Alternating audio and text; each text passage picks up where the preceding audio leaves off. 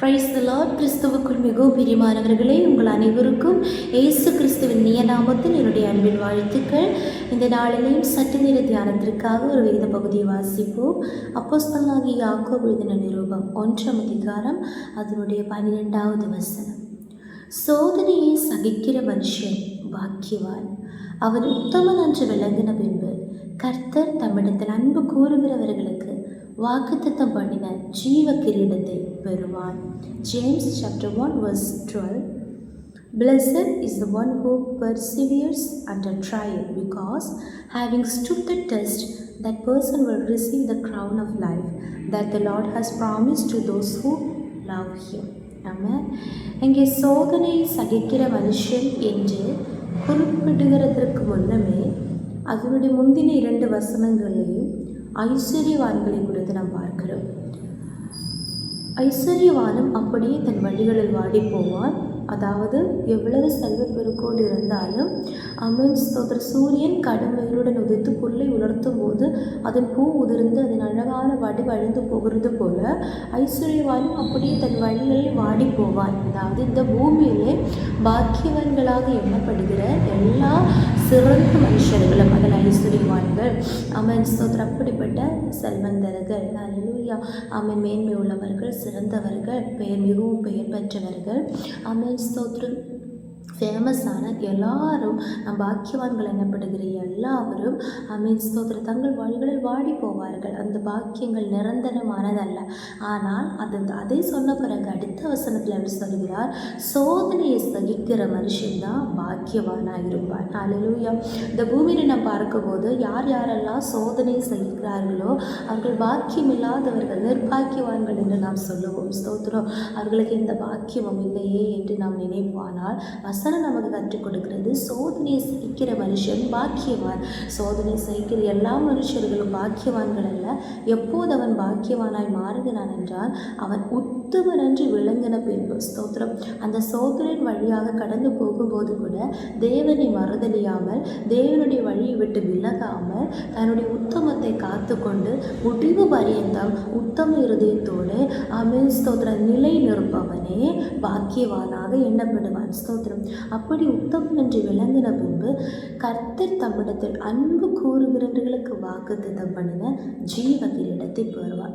அப்போது யாரெல்லாம் சோதனையின் மத்தியிலேயும் சோதனையின் வழியாக கடந்து போகும்போது கூட தேவனிடத்தில் உள்ள அன்பு குறையாமல் அதிகமாக தேவனிடத்தில் அன்பு செலுத்துகிறவர்களாக இருக்கிறார்கள், அவர்களுக்கு தேவன் ஒரு வாக்குத்தத்தம் பண்ணியிருக்கிறார். என்ன வாக்குத்தத்தம்? நான் உங்களுக்கு ஜீவ கிரீடத்தை தருவேன். அந்த ஜீவ கிரீடத்தை இந்த சோதனையை சகிக்கிற ஒவ்வொரு மனிதர்களும் உத்தமனாக விளங்கின பின்பு அவர்கள் பெற்றுக்கொள்வார்கள் என்று இந்த வசனம் நமக்கு கற்றுக் கொடுக்கிறது. பிரைசலோ.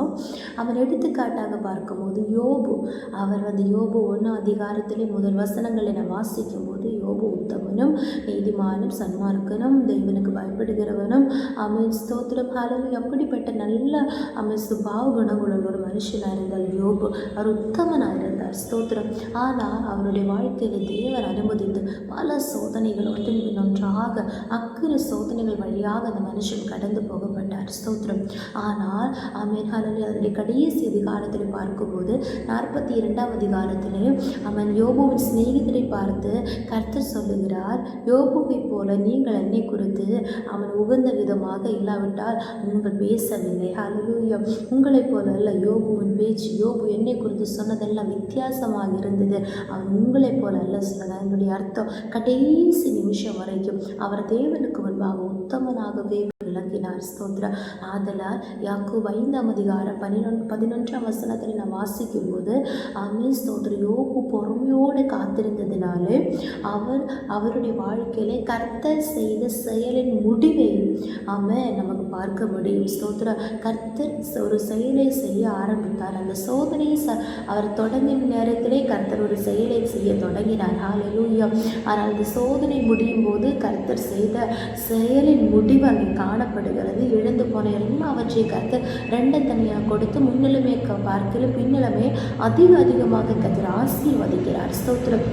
அப்போ இந்த பூமியிலே வாழும்போது கூட கர்த்தர் நமக்கு பலனாக ஆசீர்வாதங்களை தருவார். அந்த செயலின் முடிவை காண கர்த்தர் உதவி செய்வார். நிச்சயமாகவே முடிவுண்டு. நம்பிக்கை வீண் நம்பிக்கையோடு கூட சோதனை சகிப்போமாக. தேவ அன்புள்ளவர்களாய் சோதனை சகிப்போமாக. ஆமென். ஸ்தோத்திரம் ஸ்தோத்திரம் ஸ்தோத்திரம். ஹல்லேலூயா. உத்தம இருதயத்தோடு சோதனைகளை சகிப்போமாக. நிச்சயமாகவே ஹல்லேலூயா கர்த்தர் தம்மிடத்தில் அன்பு கூறுகிறவர்களுக்கு ஆயத்த பண்ணி வைத்திருக்கிறவர்களை கண் காணவில்லை, காது கேட்கவும் இல்லை, ஒரு மனுஷனுடைய இருதயத்தில் தோன்றவும் இல்லை. அப்படிப்பட்ட காரியங்களை கர்த்தர் தம்மிடத்தில் எந்த சூழ்நிலையிலே அன்பு கூறுகிறவர்களுக்காக ஆயத்த பண்ணி வைத்திருக்கிறார். அது முதலாவது பரலோகர் சந்தோஷத்தை குறிக்கிறது. அதன் பிறகு உலகத்திலே கர்த்தர் சில ஆசீர்வாதங்களை நமக்காக ஆயத்தம் பண்ணி வைத்திருக்கிறார். அதோடு கூட எங்கே வாசிக்கிறோம், அவர் வாக்குத்தத்தம் பண்ணியிருக்கிற ஜீவ கிரீடத்தை நாம் பெற்றுக்கொள்வோம். அதனால் நம்முடைய வாழ்க்கையில் எந்தெந்த சோதனைகள் கர்த்தர் மனப்பூர்வமாக யாரையும் சோதிக்க மாட்டார். ஏதோ ஒரு திட்டத்தோடு கூட தான் சில சோதனைகள் வரும். ஆனால் சில சோதனைகள் அதனுடைய அடுத்த வசனங்களை வாசிக்கும் போது அவனவன் தன் தன் சுய இச்சையினாலே இழுக்கப்பட்டு சிக்குண்டு சோதிக்கப்படுகிறான். எந்த விதத்தில் நாம் சோதிக்கப்பட்டாலும் உத்தம இருதயத்தோடு தேவனிடத்தில் அன்பு கூறுகிறவர்களாய் விசுவாசத்தோடு நம்பிக்கையோடு அந்த சோதனைகளை சகித்து உத்தமர்களாக நாம் விளங்கும் போது நிச்சயமாகவே கர்த்தர் தம்முடைய வாக்குத்தத்தங்களை நம்முடைய வாழ்க்கையில் நிறைவேற்றி நம்மை ஆசீர்வதிப்பார். சோதனையின் காலங்களுக்கு ஒரு முடிவு உண்டு. ஒரு ஆசீர்வாதத்தின் நாட்கள் நம்மை ஹல்லேலூயா வரவிருக்கும். இந்த வசனத்தின்படி கர்த்தர் நம்மை ஒவ்வொருவரையும் ஆசீர்வதிப்பாராக. ஜெபிப்போம். இயேசுப்பா ஸ்தோத்திரம். எங்களை அளவில்லாமல் நேசித்து வழிநடத்துகிற எங்கள் அன்பின் பரலோக பிதாவே, ஆசீர்வதிக்கப்பட்டான இந்த நாளில் நேரங்களுக்கு வார்த்தைக்காக ஸ்தோத்திரம். ஆமாப்பா, சோதனை சகிக்கிற மனுஷன் பாக்கியவாரன் இப்படி வசனத்தில் சொல்லப்பட்டுகிறபடி கர்த்தாவே, எந்தெந்த சோதனைகள் சகித்தாலும் அது பாக்கியமாக எண்ணி கர்த்தாவே, உம்மிடத்தில் அதிக விசுவாசம் உள்ளவர்களாய், உம்மிடத்தில் அதிகம் அன்பு செலுத்துகிறவர்களாய் கர்த்தாவே, உம்முடைய சமூகத்தில் உத்தவர்களாய் விளங்கி கர்த்தாவே, உம்முடைய செயலின் முடிவை நாங்கள் காணவும் கர்த்தாவே, நீர் வாக்குத்தத்தம் பண்ணின ஜீவ கிரீடத்தை நாங்கள் பெற்றுக்கொள்ளவும் எங்களை முற்றிலுமாக அர்ப்பணிக்கிறோம். நீர் அப்படி செய்கிற கிருமைக்காக ஸ்தோத்திரம். வசனத்தை கேட்டுக்கொண்டிருக்கிற ஒவ்வொருவருக்கும் நீர் சோதனைகளை தாங்கக்கூடியதான பலத்தையும் கிருபை அபிஷேகத்தையும் கொடுத்து ஜெயமாக நடத்துக தாழ்த்துகிறோம். இயேசு கிறிஸ்துவின் நாமத்தினாலே ஜெபிக்கிறோம். ஜெபத்தை கேள நல்ல பிதாவே. ஆமென், ஆமென், ஆமென்.